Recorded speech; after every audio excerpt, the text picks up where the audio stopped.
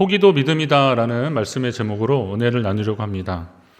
지금도 가끔 생각이 나는 어릴 적 일이 있는데 저희 형제들이 제가 3남매 중에 첫째인데 저희 형제들이 아이스크림을 되게 좋아했습니다. 당시로서는 뭐 아이스크림이 참 귀했고 그 단맛, 달달한 맛 그리고 시원한 맛이 뭐 세상의 어떤 과자랑 비교할 수 없었습니다. 그러다 보니까 아이스크림이 생기면 서로 좀 더 많이 먹으려고 원래 아이스크림 숟가락이 조그만데 지금도 저는 아이스크림을 숟가락으로 먹는 버릇이 있는데 아무튼 숟가락 큰 걸로 먹으려고 막 그러다 보면 누가 많이 먹니 그래서 막 금 긋고 먹고 막 그랬습니다. 제가 첫째니까 이제 또 세서 좀 더 많이 먹었겠죠. 그러면 이제 또 막내가 울고 그러면 어머니가 형하고 누나 돼서 동생한테 그것도 양보 안 한다고 막 그러면 하여튼 뭐 짜그락 소리가 계속 나는 겁니다. 근데 어느 날 아버지가 퇴근을 하시는데 뭘 하나 큰 걸 들고 오시는데 봤더니 아이스크림이었습니다. 업소용 아이스크림통 아시죠? 이따만한 건데 이거를 딱 내놓으시더니 그래 니들 아이스크림 실컷 좀 먹어봐라 그러시는 거예요. 이게 또 웬일입니까? 그래서 그냥 실컷 먹었는데 너무 많이 먹어서 그날 밤에 제가 배탈이 나서 화장실을 들락거렸던 그런 기억이 있습니다. 아마 제 기억으로는 그 사건 이후로 저희 집에서는 더 이상 이제 아이스크림 가지고 더 싸우는 일은 없었던 것 같습니다. 아버님이 참 지금 생각해도 감사했던 것 같아요. 오늘 그 302장 찬양했는데요. 내 주 하나님 넓고 큰 은혜는 내 주 하나님 넓고 큰 은혜는 저 큰 바다보다 깊다. 그 다음에 나중에 언덕을 떠나서 창파에 배 띄워 내 주 예수 은혜의 바다로 내 맘껏 져가라. 창파에 배 띄워 그러는데 저는 이게 중학교 때까지는 무슨 말인지 몰랐는데요. 넓은 바다에 내 믿음의 배를 띄워서 마음껏 저어가봐라. 하나님의 은혜는 넓고 크고 높고 깊고 우리가 측량할 수 없으니 넓은 바다에 배 띄워서 마음껏 가는 것처럼 너의 인생도 하나님의 손길 안에서 믿음 안에서 마음껏 살아가라. 하나님이 우리에게 주시는 은혜인 줄 믿습니다. 하나님은 제한되지 않으시는 하나님이십니다. 하나님의 은혜는 참 풍성하시더라고요. 그래서 우리가 마음껏 그 은혜의 바다에 배를 저어가도 다함이 없을 정도로 우리에게 베푸시는 분이 그 하나님이십니다. 그 풍성한 하나님의 은혜가 이미 우리 가운데 임했음을 믿는 성도들이라면 또 삶의 방식이 좀 달라야겠죠? 은혜 아닌 거, 하나님의 은혜 아닌 거, 그리고 영원하지 않는 것에 더 마음 두지 말아야 될 겁니다. 오직 하나님께만 집중하는 귀한 삶, 여러분의 삶이 되시기를 간절히 바랍니다. 이삭 이야기를 좀 더 하는 겁니다. 이삭이 그 살던 곳에 흉년이 들어서 그랄이라고 하는 지역으로 내려갔습니다. 이 지역은 이제 블레셋 지역인데요. 여기서도 이삭은 아버지처럼 자기 아내를 누이라고 하는 우여곡절이 있었습니다. 어떻게 그런 것도 닮았는지. 아무튼 그런데 하나님이 그 블레셋의 왕 아비멜렉에게 나타나셔서 이제 그를 건드지 말라는 거죠.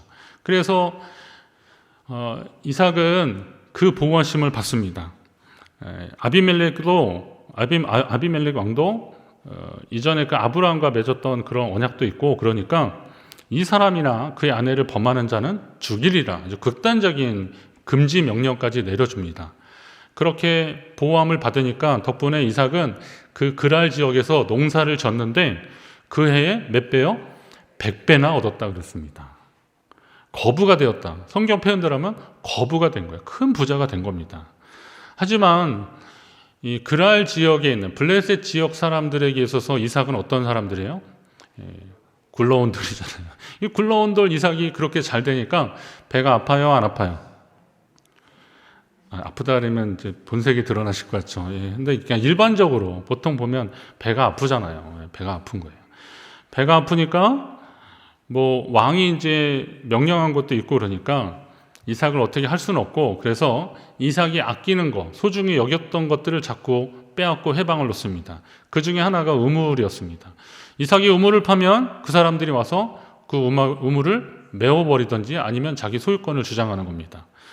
이런 다툼이 있으니까 아비멜렉도 와가지고 뭐라 그러냐면 내가 우리보다 크고 강성한 줄 우리를 좀 떠나달라고 그렇게 뭐 반은 협박이고 반은 협조겠죠. 떠나달라고 그러는 겁니다. 뭐 어쩌겠어요. 이삭이 거처를 옮겨서 또 우물을 팠는데 이제 또 블레셋 목자들이 또 와서 이거 자기들 거라고 우기는 겁니다. 또 다른 곳에 거처를 옮겨서 우물을 팠는데 이번에도 또 그러는 겁니다. 우물을 내놓으라고 그러는 겁니다. 어떤 때는 막 우물을 메우기도 하고 그러면서 자기들 거라고 소유권을 주장하는 겁니다. 그래서 다시 옮겨서 우물을 팠는데 그제야 이제 블레셋 사람들도 더 이상 우물을 빼앗으려고 하지 않습니다. 왜요? 그들은 우물이 목적이 아니었기 때문에 그래요. 사실은 이삭이 잘 되는 꼴을 못 본 거죠. 시기가 나고 배가 아프니까 어떻게든 해방을 하려고 그랬는데 이삭은 계속 우물을 팔 때마다 우물이 나오고 그러는 거 보니까 저 사람 뭐가 좀 있나 보다 라는 생각이 들기 시작하는 겁니다.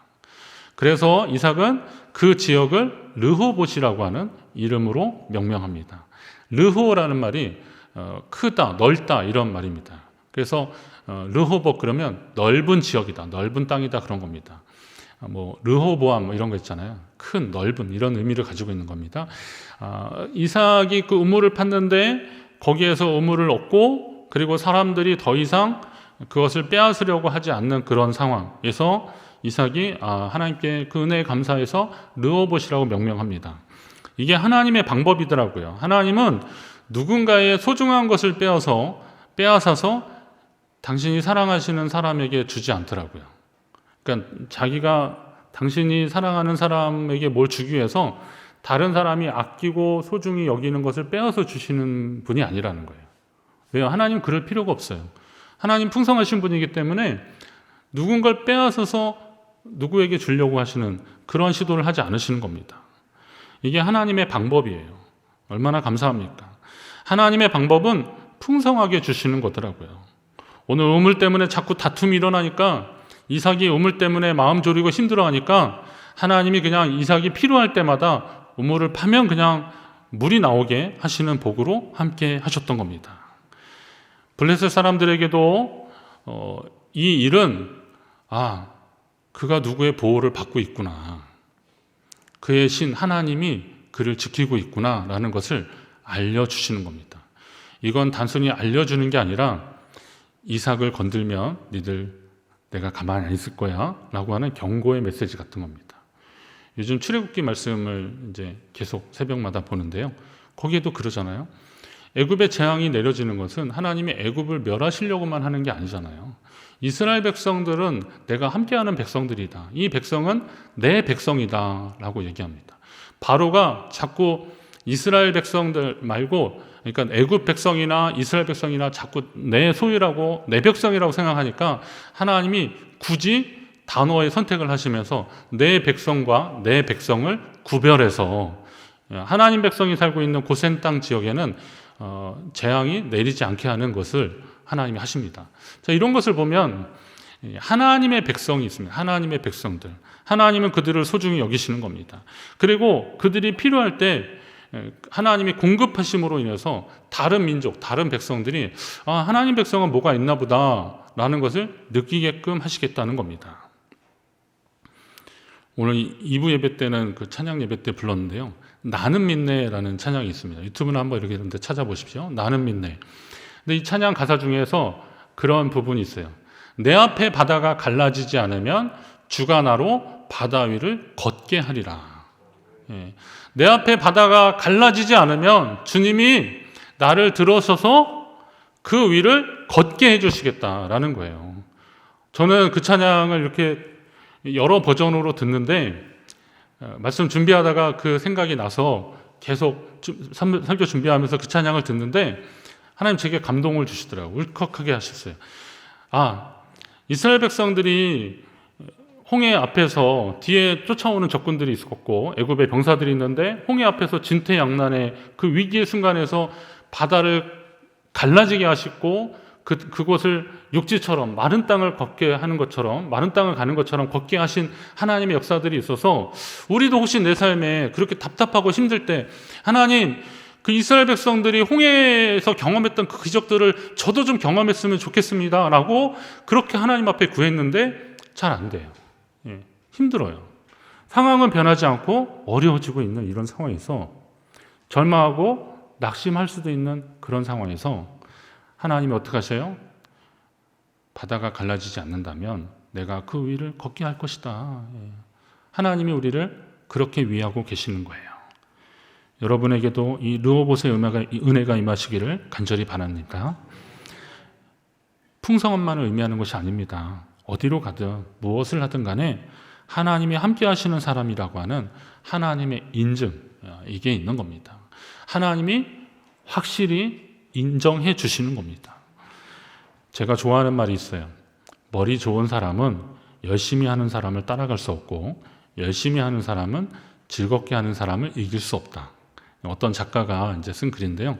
제가 이거 보면서 머리 좋은 사람, 그리고 열심히 하는 사람, 즐겁게 하는 사람, 다 뭐 일에 있어서 성공하고 잘하는 사람들이죠. 맞습니다. 근데 여러분은 어떤 부류에 속한 사람인지 한번 잘 생각을 해 보십시오. 나의 명석함을 믿고 나의 예리함과 통찰력을 믿고 일을 꼼꼼하게 추진하면서 진행하는 분이십니까? 아니면 하늘은 땀을 배신하지 않는다. 그러면서 그냥 정말 성심과 열심으로 최선을 다하는 분들입니까? 물론 다 중요합니다. 이런 태도 굉장히 중요합니다. 그런데 여기에 이 모든 상황들을 즐겁게 감사함으로 그 일들을 감당하고 있습니까? 저는 하나님께 기도하는 게 그런 거거든요. 하나님, 어떤 일을 하는데 누군가 사람이 필요하시다면 저를 불러주시고, 그리고 제가 그 일을 해야 될 거라면 이왕이면 기쁨으로 감사함으로 하게 해달라고 그렇게 기도했습니다. 저는 이게 중고등학교 때부터 계속 했던 기도입니다. 그래서 어쩔 땐 좀 힘들어도 그래, 피할 수 없으면 즐겁게 해야지 하는 그런 마음들이 있었던 거고, 그러다 보니까 사역의 현장에서도요, 어떤 분이 저한테 그랬어요. 목사님은 좀 심각한 게 없는 것 같다고. 그래서 뭐가 심각해? 하나님의 일을 하는데. 제가 뭐 불성실하려고 그러는 건 아니잖아요. 하나님께 맡겨지고 하나님께 구하면 하나님이 길을 열어주시고, 막히면 어떻게 해요? 바다 위를 걷게 하신다니까요. 그런 하나님이시라니까요. 여러분, 그 하나님 백성됨에 감사하시기 바랍니다. 오늘 우리는 하나님의 자녀로 살아가는 자, 기쁨과 감사함으로 살아가는 믿음의 사람들이 되어야 됩니다.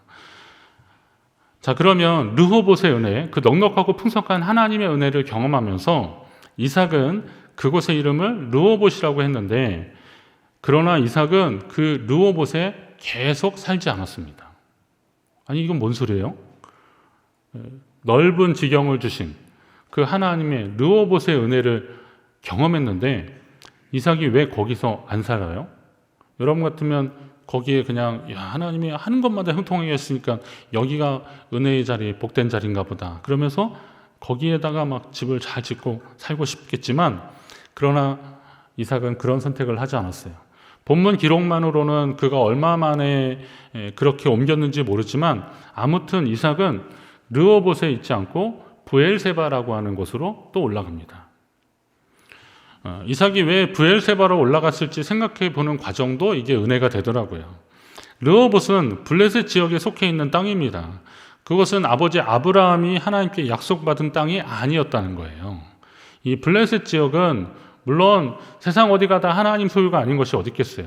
그러나 하나님이 복을 주시려고 약속하신 그 믿음의 땅이 따로 있었어요. 이 땅은 기근 때문에 잠깐 내려왔던 것이지 그 땅이 하나님이 약속하신 그 땅이 아니었다는 거예요.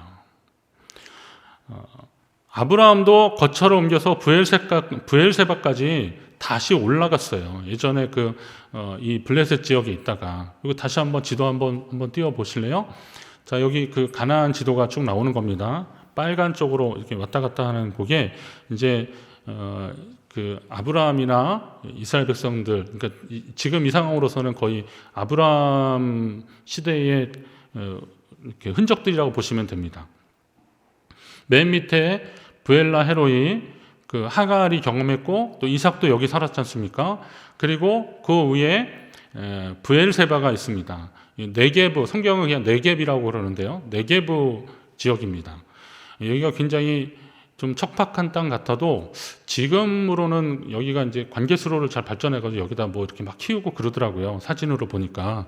근데 당시로서의 상황이 어땠는지 모르겠지만 여기에서요, 저쪽 여러분 보시기에 왼쪽으로 보면 그랄 지역이 나오고 그 푸르른 지역이 나오는데 여기가 거의 블레셋 민족이 차지하고 있었던 땅입니다.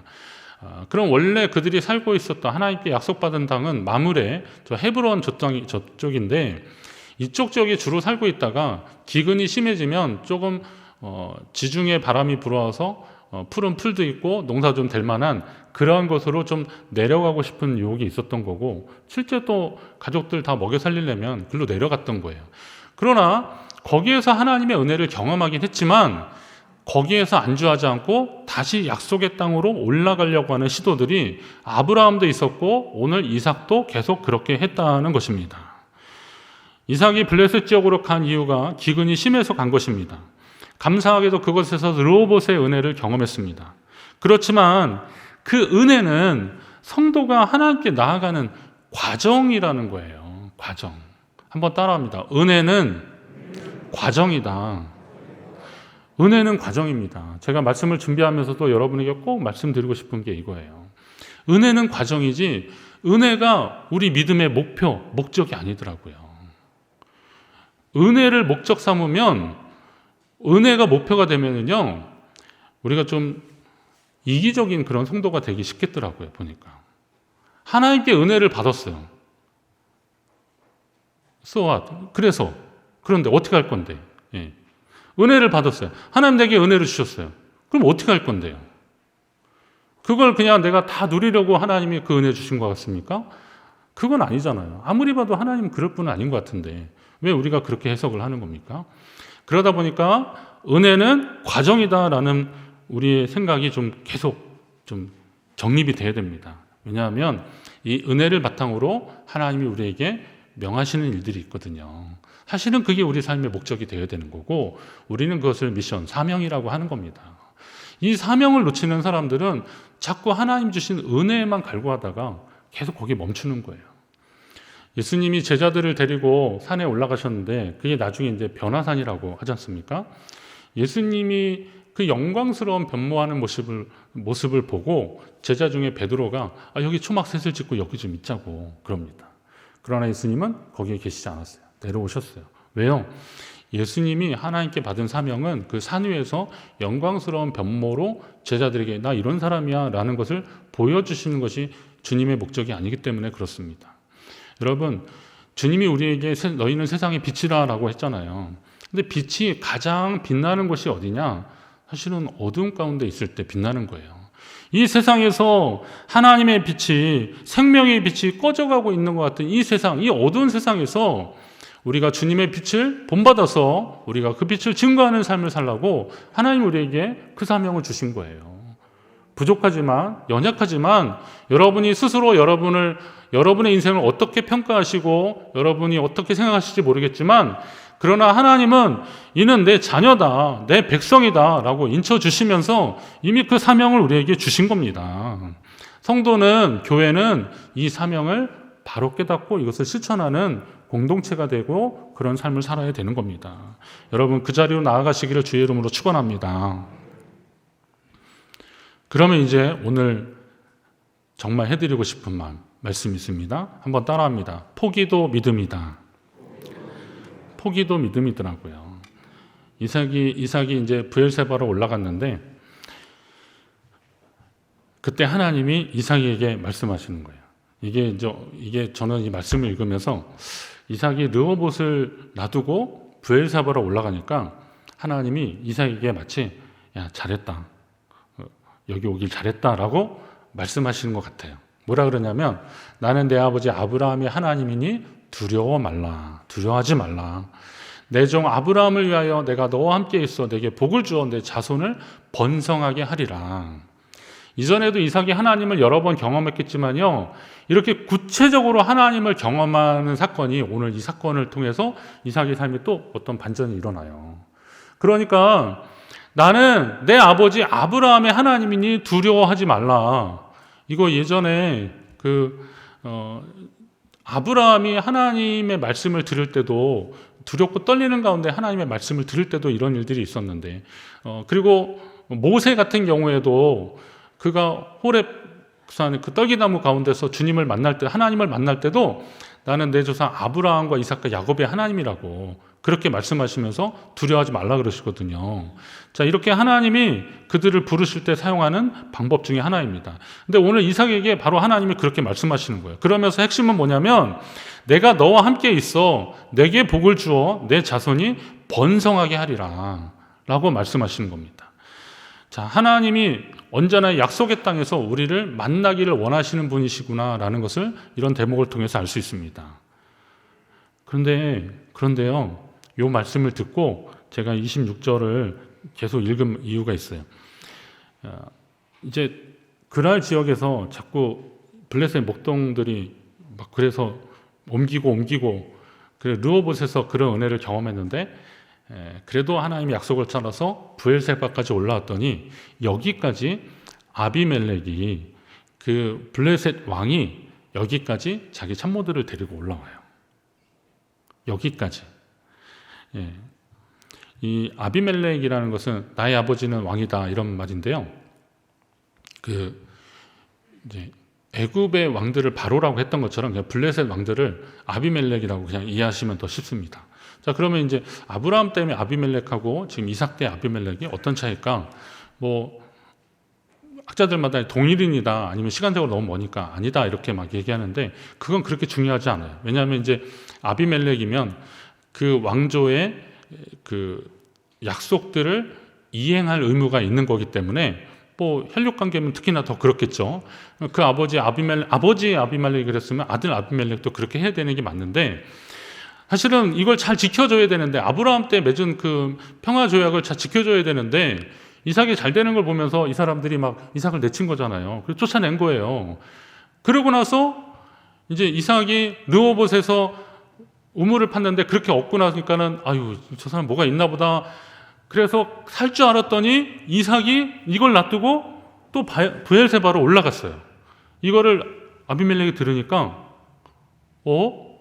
왜 거기 괜찮았는데 거길 떠날까? 라고 생각하니까, 이전에 맹세했던 거, 이 조약이나 이런 거 왜 모르겠어요.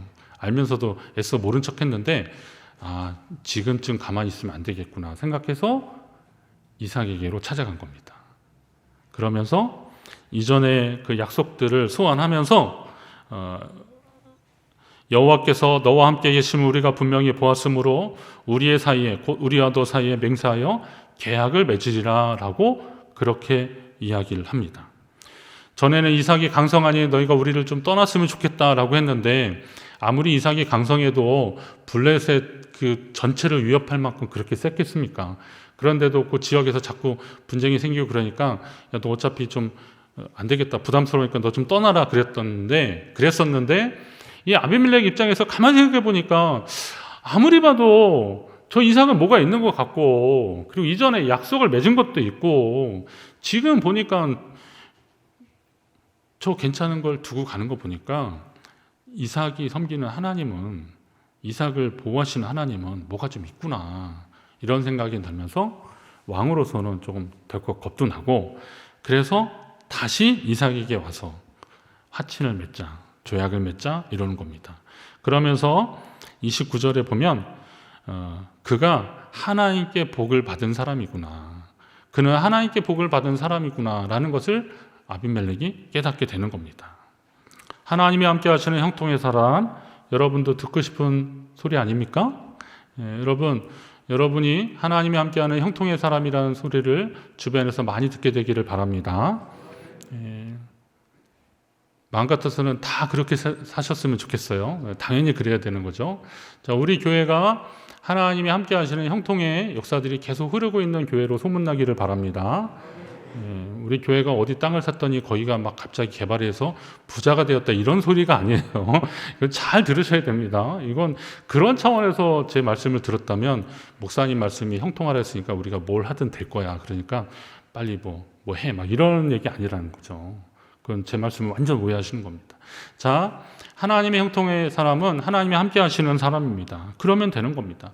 여호와는 나의 목자시니, 그거면 충분한 거 아닙니까? 하나님이 나와 동행하시니 그거면 충분한 거 아닙니까? 자, 그럼 이삭이 하나님께 복을 받은 형통의 사람이 된 비결이 바로 이건데요. 그가 블레셋 땅에서 그가 힘들게 판 우물을 이거 내 소유라고, 이거 우리가 판 거다라고 블레셋 목자들과 계속 싸웠으면 아마 하나님이 함께하는 사람이다, 여호와께 복을 받은 사람이다, 이런 소리를 이삭 듣지 못했을 겁니다. 그가 그렇게 힘들게 팠는데 하나님이 바다가 갈라지지 않으면 저 물 위로 걷게 하시는 분이 하나님이시다라는 것으로 믿고, 그래 알았어, 그리고 옮기고 거기서 또 다른 하나님의 은혜를 구하고 기도했을 때 하나님이 또 우물을 주시잖아요. 그러니까 이삭은 자기가 판 우물을 포기한 거지만, 단어는 포기라는 단어를 제가 사용했지만 이건 다른 의미로 본다면 선택한 거예요. 어떤 걸 선택한 거예요? 믿음의 일을 선택한 겁니다. 자, 포기는 곧 믿음의 일을 선택하는 과정이라고 보시면 되는 겁니다. 이 세상의 것, 우리가 얻을 수 있는 거 얼마나 귀한 거 많이 있습니까? 욕심나는 거 참 많잖아요. 그러나 그것보다 하나님을 선택하는 겁니다. 하나님의 방법을 선택하는 겁니다. 이것이 은혜를 넘어선 하나님 백성으로서의 삶의 모습입니다. 하나님에 속한 신령한 것을 얻기 위해서 땅에 속한 것을 포기하라는 말씀을 제가 드리면 그게 뭔지 막연해 하실 수도 있습니다. 그러나 하늘에 속한 것과 땅에 속한 것을 구분하는 방법을 제가 말씀드리겠습니다. 고린도후서 5장 1절에 보면, 우리가 만약에 고린도후서 5장 1절, 만일 땅에 있는 우리의 장막의 집이 무너지면 하나님께서 지으신 집, 그 손으로 지은 것이 아니고 하늘에 있는 영원한 집이 우리에게 있는 줄 아느니라 라는 말씀을 했어요. 자, 이게 이제 두 개가 대조적인 개념으로 나오는 거죠. 만일 땅에 있는 우리의 장막의 집, 그리고 하나님이 만드신 영원한 집, 이게 두 개가 이렇게 대조적으로 있는 거죠. 이건 이제 제가 그 장례식 때도 많이 말씀을 나누는 것들은 구절 중에 하나인데, 이제 이게 집이 꼭 집만을 말씀드리는 게 아니라는 거 여러분 다 아시잖아요. 우리의 몸일 수도 있고, 이 땅에서 우리가 잡혀지고 누릴 수 있는 것들, 이게 이 땅에 있는 우리의 장막의 집입니다. 장막집입니다. 우리의 장막집입니다. 그런데 하나님의 약속 안에서 받을 수 있는 것이 하늘에 속한 영원한 집입니다. 자, 그러면 잘 보시면 이 땅에 있는 것들 중에서 영원하지 않은 것들은 하나님께 속한 신령한 것이 아니라는 거예요. 내 몸도 하나님께 속한 신령한 것, 하나님이 주신 것으로 보면 거룩하고 귀한 것이지만, 이 몸에 애착을 갖느라 하나님이 허락하시는 영원한 것에 대한 소망을 이것이 줄여지고 여기에 집중하게 되면 이거는 하나님 기뻐하시는 삶이 아니라는 겁니다. 오늘 우리의 삶에 있어서 필요한 물질들이 참 많이 있는데 물질이 왜 안 필요하겠습니까? 다 필요하잖아요.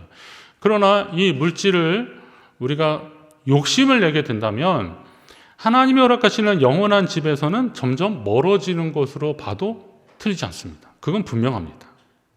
오늘 우리가 그런 삶에 자꾸 마음을 두잖아요. 그러면 하나님의 영원한 것으로는 멀어진다라고 분명히 생각하십시오. 어떤 분이 제게 그러실 겁니다. 목사님이니까 그런 소리 하시죠. 목사님이니까. 제가 그렇게 보여졌으면 죄송합니다. 그건 제가 잘못 살았어요. 제가 잘못 살았습니다. 저도 뭐 가정이 있고 아이들이 있고 뭐 그러잖아요. 생활하고 있잖아요. 그러니까 저도 그런 욕심이 있어 보이고 그랬으면 제가 더 말씀대로 살지 못해서 참 죄송한데, 그러나 제가 못 산다고 여러분도 그냥 알아서 대충 사십시오. 그러면 저는 제가 여기 서 있을 존재 이유가 없잖아요. 그러니까 저도 노력하겠습니다라고 여러분에게 말씀드리는 거니까 저를 기준으로 보지 마시고 말씀을 기준으로 한번 좀 보시라는 거예요. 여러분의 삶의 기준을 한번 그렇게 보시라는 거예요. 그러면 땅에 속한 것에 대한 욕심을 고집하는 것보다 신령한 것을 사모하는 성도가 하나님 기뻐하시는 성도라는 것을 이제 우리는 알게 될 것입니다. 이삭은 르호봇의 은혜를 경험하면서도 점점 하나님이 약속하신 곳을 향해서 찾아간 것이고, 그 첫걸음이 바로 브엘세바였던 겁니다. 오늘 올라간 브엘세바를 거쳐서 예, 나중에 이제 성경을 잘 읽다 보시면 야곱이 이삭의 아들 야곱이 바다나람 그 외삼촌 집에 갔다 오면서 아버지를 만나러 간 곳이 있는데 그게 어디냐면 헤브론, 마므레 헤브론이에요. 창세기 35장 27절에 보시면 기럇 아르바 마므레로 가서 그의 아버지 이삭이 이르렀으니 기럇 아르바는 곧 아브라함과 이삭이 거래하던 헤브론이더라. 자, 그러면 지금 여기 르호봇, 브엘세바, 자, 야곱은 나중에 어디가 산 거예요? 이삭은 어디가 산 거예요? 헤브론까지 가서 산 거예요. 자, 헤브론이 어떤 곳인지 아시죠? 헤브론은 아브라함이 조카 롯이 떠나고 나서 그리고 하나님께 기도하는 가운데 살 곳을 찾아가면서 하나님께 제단을 쌓고 주님을 만난 곳이에요. 여기가 아브라함에게 약속하신 약속의 땅, 믿음의 땅이었던 거죠. 물론 편재하신 하나님, 어디든 계시지 않은 하나님이니까 그런 하나님을 믿는다면 우리가 있는 모든 것이 다 하나님의 것이지만 하나님의 이름을 두신 곳이 있다는 거예요. 성전이 그런 곳 아닙니까? 교회가 솔로몬이나 스룹바벨이나 뭐 헤롯이든 하여튼 뭐 성전이 여러 형태로 이름이 불려지는데 교회가 바로 그 성전은 아니지만 이곳을 하나님의 집이라고 하는 이유가 왜 그런 거겠습니까? 우리가 교회를 지을 때 성전을 건축한다고 하는 의미가 무엇이겠습니까? 이곳에 하나님의 이름이 있는 것이고 이곳에 하나님이 함께 하시겠다고 약속하신 것이기 때문에 그렇습니다. 기도 집에서 해도 되잖아요. 그런데도 왜 교회에서 기도하는 걸 우리가 사모하고 나오는 겁니까? 오늘 온라인으로 예배하는 것도 어쩔 수 없는 상황 속에서 안전과 방역을 위한 선택으로 우리가 하는 것이지 이거를 우리가 고착하는 것을 교회의 바람직한 현상이라고 생각하는 사람이 세상에 어디 있습니까? 어쩔 수 없이 그러는 겁니다. 가정에서 예배드리는 분 죄책감을 갖지 마십시오. 우리 지금 이제 앉을 자리가 많지 않아서 여러분 도와주시는 겁니다. 이 지금같이 방역 수준을 계속 유지한다면은 우리 어쩔 수 없습니다. 우리 성가대도 지금 이렇게 할 수밖에 없는 거 이거요. 뭐 이렇게 촬영을 해서 신고를 한대요. 세상에 그걸로 부자 되겠나 모르겠어요. 하여튼 너무 안타깝고 저는 그러면서도 교회가 그런 시각의 대상이 된 것이 더 안타까워요. 우리가 좀 더 잘해야겠다라고 하는 그런 좀 마음이 다시 불끈불끈 생기기도 합니다. 자, 하나님의 이름이 두신 거예요. 하나님이 약속하신 것입니다. 그 땅에서 하나님을 만나길 소망하면서 이삭은 브엘세바로 헤브론으로 올라가는 겁니다. 갈렙도 이 산지를 내게 달라고. 왜요? 유다 지파의 중심이었지 않습니까? 그러니 여기에는 아직 아낙 자손 그 큰 사람들이 있었는데도 다 정복되지 않은 땅인데도 하나님이 땅을 우리에게 달라고 이 산지를 우리에게 달라고 그렇게 기도하면서 정복해 나갔던 이유가 바로 여기에 있는 것입니다. 그렇다면 신령한 것과 땅의 것들에 대한 분명한 차이가 분명히 있어야 되죠. 에베소서 1장 3절에 보니까 찬송하리로다 라고 하면서 하나님 곧 우리 주 예수 그리스도의 아버지께서 그리스도 안에서 하늘에 속한 모든 신령한 복을 우리에게 주셨다라는 거예요. 이게 어떤 특정한 사람한테만 주신 것 같습니까? 아니에요. 예수를 주로 고백하는 모든 사람들에게 주셨다는 거예요. 그러면 저와 여러분은 이미 신령한 복을 받았다는 거예요. 그럼 신령한 복을 받았으면 이거 어떻게 하셔야 돼요? 소중히 여기셔야 될 거 아니에요. 그럼 이 신령한 복이 빛이 발하지 않으려면 땅의 것으로 욕심내는 세상에 속한 삶을 좀 우리가 경계해야 되는 거죠. 그 유혹을 이겨내고 하나님이 기뻐하시는 선한 선택을 우리가 하도록 애쓰는 사람들, 하나님이 이들을 기뻐하실 것입니다. 이제 여러분이 하나님이 기뻐하시는 그 선택이 어쩌면 포기라는 이름으로 우리에게 다가올 수도 있습니다. 포기 그러면 나는 포기란 없어. 포기는 배추 절일 때나 쓰는 말이야. 이렇게 아주 진취적으로 사시는 분들이 있는데 그러나 신령한 것을 위해서는 포기라는 단어도 떠올리십시오. 그리고 더 신령한 것을 선택하십시오.